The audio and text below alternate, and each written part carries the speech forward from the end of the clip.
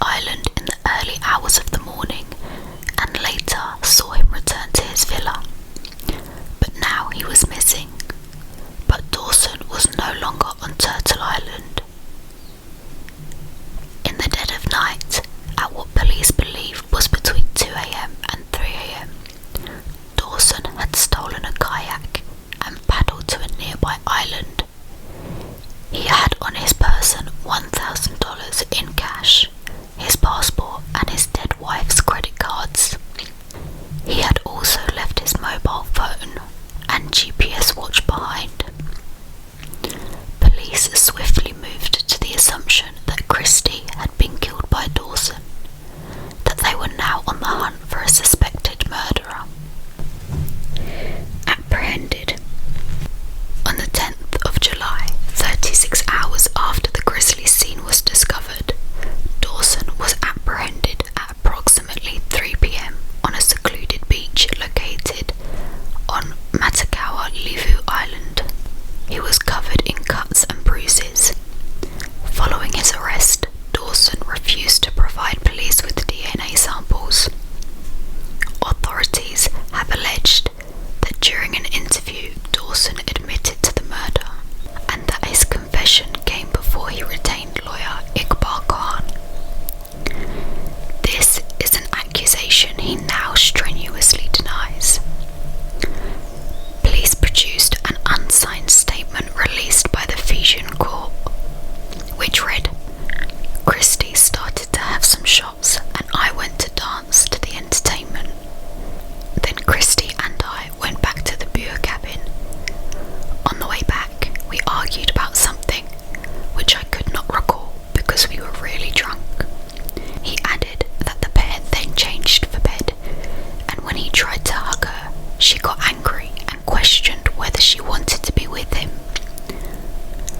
Our argument moved to the toilet. Christie pushed me, and that was when I lost it and we had a scuffle. It just seemed like it was bad. The back of the toilet broke, the glass of the window broke, and the toilet was a mess.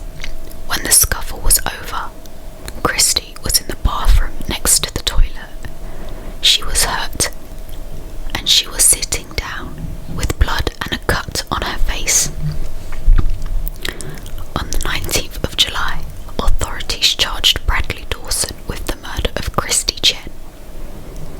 He has remained in custody in Fiji since his arrest.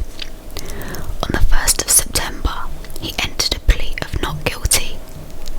His lawyer stated that while his client admitted to a violent drunken scuffle, he had left his new bride injured but alive before he took the kayak. He added, "At the moment, it is a complete denial.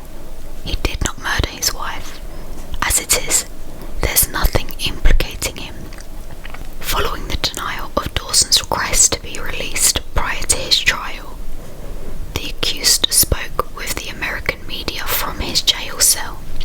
In an interview with ABC's News, Dawson said he and Christie never had any physical arguments in our relationship.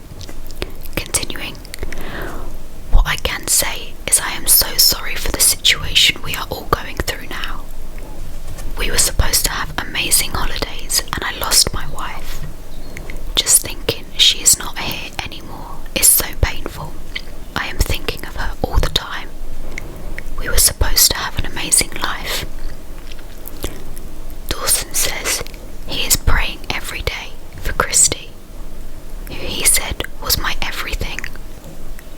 And what of his alleged escape to a neighbouring island? Dawson explains that he was not fleeing a crime scene but simply cooling down after their argument. He said, "I just wanted to give her some space. It was normal for me to take a walk." The official post-mortem ruled that Christie had suffered a traumatic brain injury caused by a brain bleed, severe traumatic head injuries and multiple traumatic injuries to her body. Due to the severity of her injuries, her family were unable to embalm her as they had wished.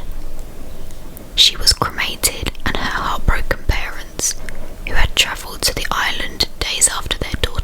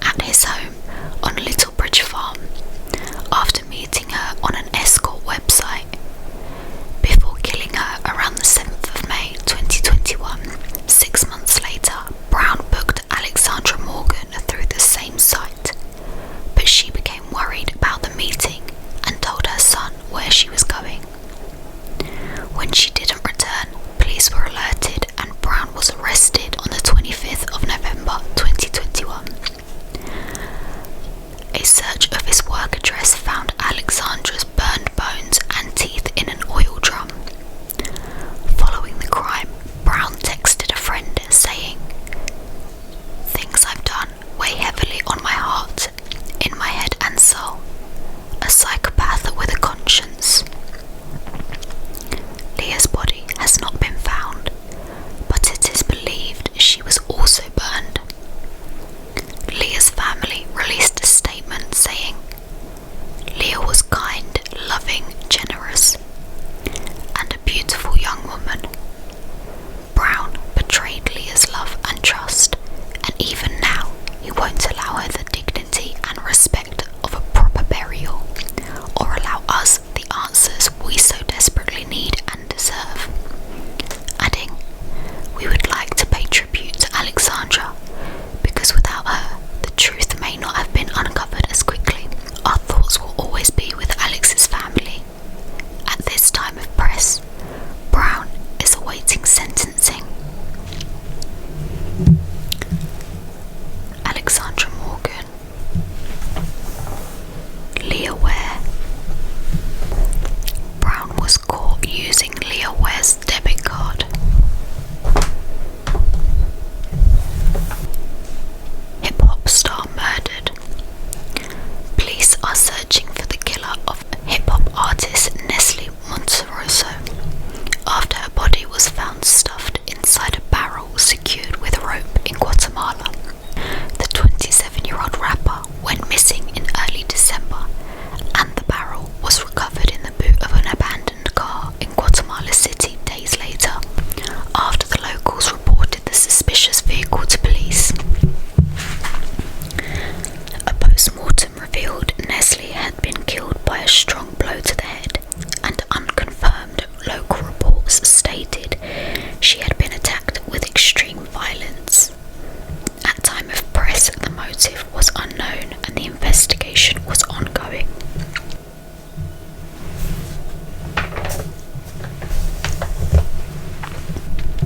A family's fight for justice.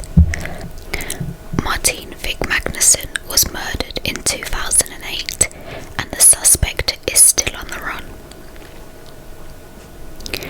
In 2007, 22-year-old Norwegian student Martine Vick Magnuson enrolled at Regent's Business School and moved to London.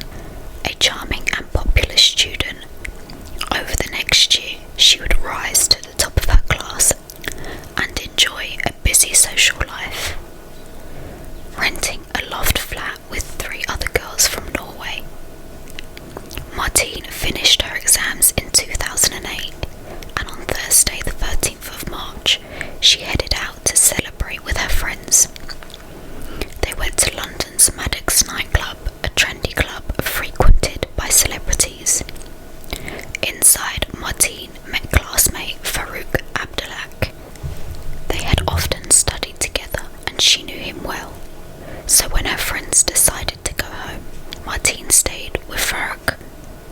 The plan was to go back to his for an after party. Martine was captured on CCTV leaving the club with Farouk at 3:20 a.m. It was the last time she would be seen alive. The next morning, Martine's friends realised she hadn't come home and started to message her to check she was okay. They got no response. As the hours crept on, they tried to contact Farouk to see if he knew anything, but their calls went straight to voicemail. The hours ticked by without a word, as Martine's friend Louise Yorth recalls in the Discovery Plus documentary, Martine Chasing Justice. "I had a bad feeling. I knew something was wrong." Martine's friends reported her missing 22 hours after their last contact with her. They also notified her parents, Kristin Vick and Odd Peter Magnuson, back in Norway. "My first thought was that she'd lost her phone, that there was a logical reason why she hadn't got in touch," says Odd Peter in the docu. "I was convinced it would be sorted out quickly. Then Martine's flatmate said, 'I think you should come here.' A Martin's friends got through to a pal of Farouk's, who told them Farouk had come to his flat in the early hours, saying he had to leave the country due to a family emergency. Farouk had then deleted his Facebook profile, despite being sent numerous messages inquiring about Martin. It was this that led the police to suspect something sinister had happened. Tragic discovery. Officers from the Met Police's murder squad headed to Farouk's flat in Great Portland Street in London's West End. There, in the communal basement, an officer came across a padlocked door. The padlock looked as if it had been put there recently. They forced the door, and Jessica Wansworth, head of the murder squad at the time, says, "I remember one of my officers calling and saying, 'We found her.'" The devastating discovery of Martin's naked and battered body under rubble in the basement of Farouk's block of flats happened while Martin's parents were on their flight, joined by her brother and sister Magnus and Mathilde. As soon as they arrived at London Heathrow, the family were escorted to the police station to be told the news. Kristen recalls, 2 grave-looking officers came in. They said they'd found a dead person and they were certain it was Martin. It matched her description. It was a surreal experience. We'd feared it, but it was like entering a void. Everything else was just blocked out. I'm thankful we brought the kids with us, so we were told the awful news together. Calling to tell them that would have been impossible. Telling my dad was devastating. It was horrendous. The post-mortem determined that Martin's cause of death was compression to her neck. They also found marks on her face and neck, other injuries sustained during a struggle, and DNA traces that connected Farouk to rape, including his semen. The verdict reached was unlawful killing. Kristen and Oddpetter were later asked to identify Martin, and the documentary sees them recall the dreadful moment. Oddpetter says, "We walked into a chapel in the basement. She was lying on a table. I was struck by how unfathomable it was. Martin was lying there in one piece. She looked perfectly normal, as though she was asleep. I thought, why can't we just wake her up? I didn't want to leave her, so I stayed. I was looking at my daughter, stroking her cheek, and I said goodbye." Martin's friends and family started to consider potential motives for the dreadful crime, suggesting Farouk had harboured an unrequited love for Martin. Her flatmate Theora Marie Lesson said, "He was very shy and would look down when we talked. There was barely any eye contact when I was talking. Martin was very close to her parents, so she felt bad for Farouk, who didn't have that. I can imagine he opened up to her. She was very warm and made everyone feel comfortable. We teased her about Farouk, saying he was into her. He tried to kiss her once, a few weeks prior to the murder. She rejected him, saying they could be friends and hang out, but that was it." Escaping justice. Now the hunt was on for Farouk. His phone was unable to be tracked, but call logs showed he had contacted family in Cairo and his father's Yemeni phone that morning. The police soon established Farouk had flown out of the UK hours before Martin's friends had even reported her missing. He'd boarded a commercial flight to Cairo, where he met his father, powerful Yemeni billionaire Sheher Abdulak. His father had a private jet, so the likelihood was they then both flew back to Yemen. As the investigation continued, it became apparent that the police had a mountain to climb if they were going to bring Farouk to justice. The Yemeni constitution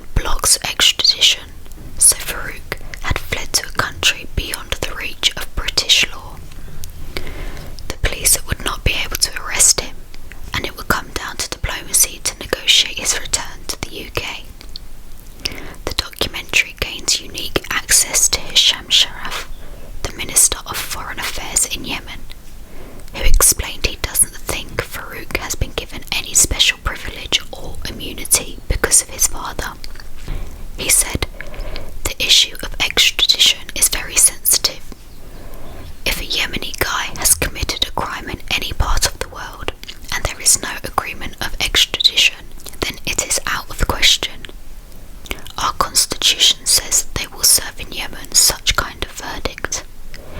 We say everyone is innocent until proven guilty. I know Farouk, I know his case, because I was with the government. He is living here as a normal citizen. No privilege is given, no immunities. The lack of an extradition agreement with Yemen has seen almost 15 years of hardship for Martine's parents, who wants justice for their daughter, and, following legal advice, believe not enough has been done by the Norwegian authorities to make it happen. Kristen said, "They claim they have done their best, but I don't believe that. I know extradition treaties are a difficult matter. The British police don't want to jeopardise their relationship with Yemen. There's an element of global politics tied up in this case. At some point a decision was made, and I don't know when." Still fighting. Over the years, Martine's parents were given hope by diplomatic developments in the case, particularly in 2011, when a series of meetings with Farouk's family was arranged, in the hope diplomats could come to an agreement that would see him return to England. The first meeting was with Farouk's father in Cairo, followed by a second meeting with Farouk alongside his lawyers at a caf in Sanaz, Yemen. Mohammed, a jurist, and Lars Madsen, a security advisor, were both present. Mohammed says, during the meeting in Cairo, Shaher started crying because he was so exhausted. He said it was because of his son Farouk and the problems he was causing. Lars added, Farouk was very humble, very quiet. He was describing that evening, not in detail, but describing the result, and he came into tears. I felt he was extremely sorry about what had happened. He totally accepted he was the prime suspect in the case. Unfortunately, the meetings did not lead to Farouk's extradition. In the docu, a family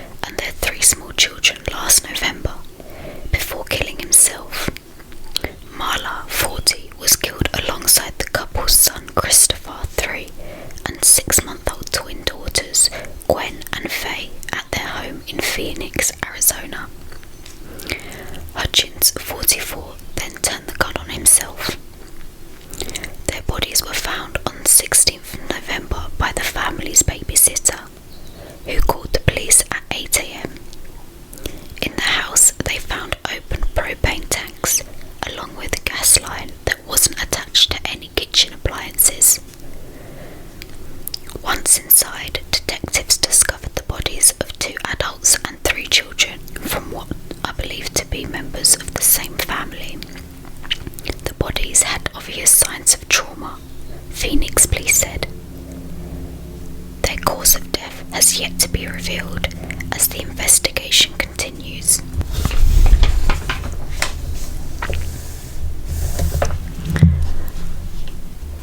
The deaths came amid rumours the couple's relationship was under strain, with claims that Marla was considering splitting from her childhood sweetheart and husband of 9 years.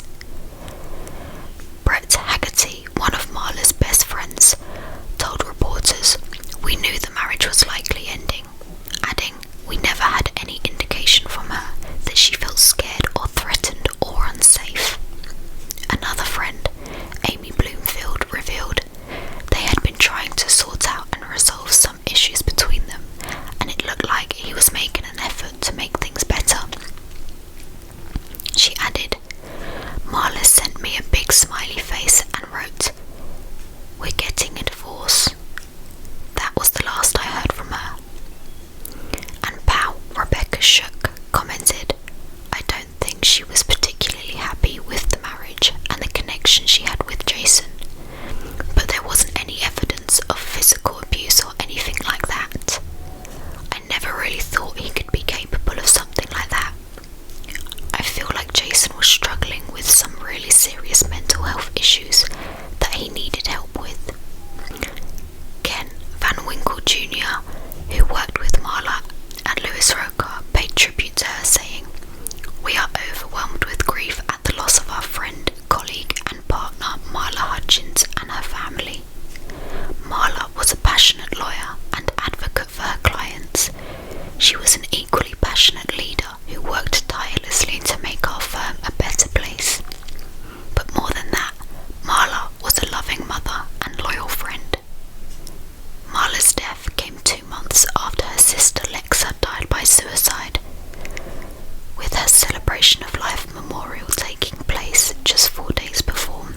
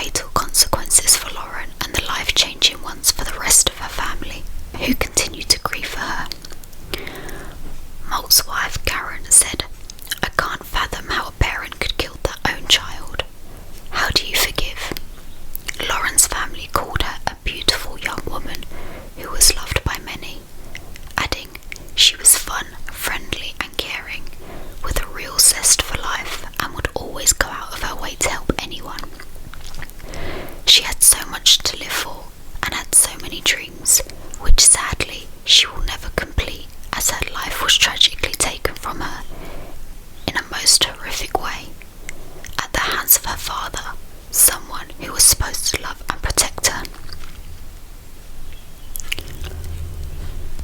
Teen twin tragedy. Anne Jim Coughlin lived every mother's nightmare when her twin daughters, Brittany and Tiffany, were taken from her by their father and her estranged husband, Randall. Brittany was a cheerleader and gymnast, while A-grade student Tiffany dreamed of working with animals, but their lives ended at the hands of their dad on the 10th of March 2017, when he shot each sister in the head at the home in St. Charles, Illinois. It was 4 days before their 17th birthdays. The girls were killed instantly as Coughlin admitted he was getting his revenge on his wife, who was divorcing him. "I want you to live and suffer," he told Anjum as he shot at her legs before pulling the trigger on their children. "The second he shot me, I knew the girls were dead. I knew my girls were dead," said Anjum Coughlin. "The second he shot me, I knew my girls were dead." Anjum Coughlin called 911 saying, "I just shot and killed my 2 daughters and I shot my wife and I'm going to kill myself now." He then turned the gun on himself, destroying any chance of justice. A month before the murders, Anjum and Coughlin, who suffered from depression, made what she described as a mutual decision to end their 28-year marriage. She first asked him for a divorce 10 years ago. His personality changed over time. It changed because he got an ego, she told Inside Edition. "He just got a chip on his shoulder and it got worse and worse." Coughlin's mental health spiraled quickly downwards after the separation, as he turned to taking a potent mix of alcohol and drugs. He bought his first gun, the weapon he used for the killings during this time. Anjum, 52, said she can never forgive him for taking her beloved daughters. "I have no other family. My girls were my family," she said. "I love my girls. They were sweet, sweet kids. They were good kids." She continued, "Brittany was a mini-me. She made friends very easily and she loved life. Tiffany loved dogs and animals. I think she loved animals more than people because she could sense that people could hurt her. But animals just love people unconditionally." She continues to struggle daily with her losses, saying, "I miss my girls so much every day. My life will never be the same again." Strict and controlling. Yasser Abdul was sentenced to life without parole last August, more than 14 years after killing his teenage daughters, Sarah and Amina. The Egyptian-born taxi driver shot his children on the 1st of January 2008 in an honour killing after he discovered they were dating American men. Weeks before their murders, Sarah, 17, and Amina, 18, had become very scared for their lives after their father had made our lives a nightmare. They wanted to run away so they could be free of their father's strict will and Muslim culture. "I am so scared right now. We're not allowed to date and my dad is arranging my marriage," Amina wrote in an email to her teacher dated 21st of December 2007. "My dad said I cannot put it off anymore and I have to get married this year. He will, without any drama or doubt, kill us." The girls decided to leave on Christmas Day after their dad put a gun to Amina's head and threatened to kill her. Together with their boyfriends and their mum, Patricia Owens, who's divorced from Saeed, they left their Dallas home and went to Oklahoma.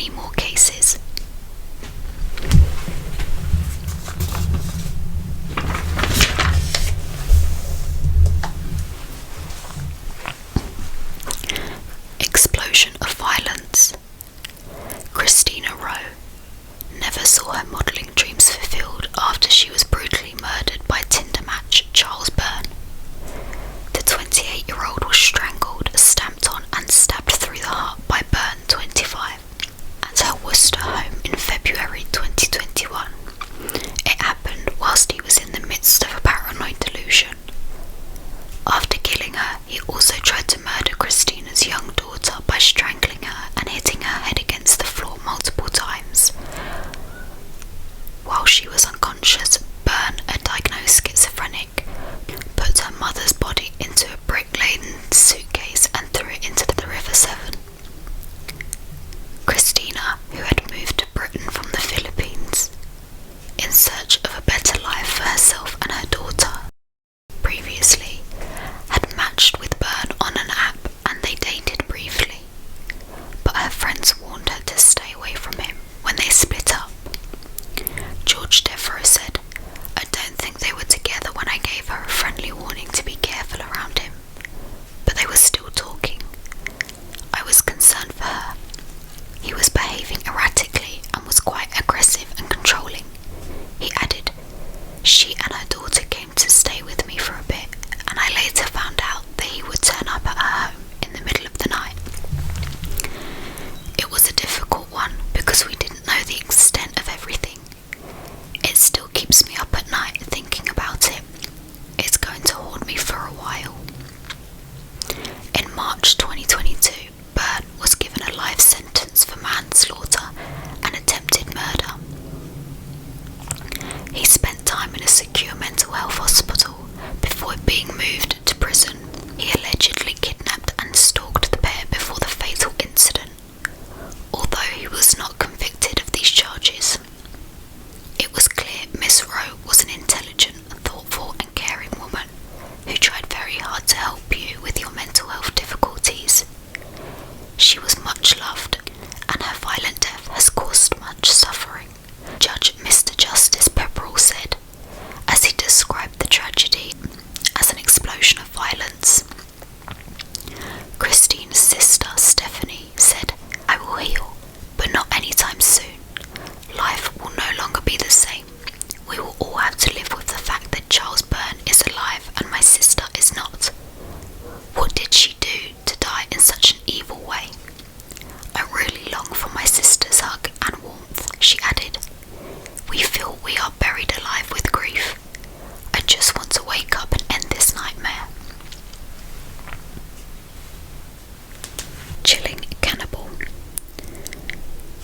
Mark Latunsky has been sentenced to life in prison without parole after he was convicted of the horrific murder of Kevin Bacon last October.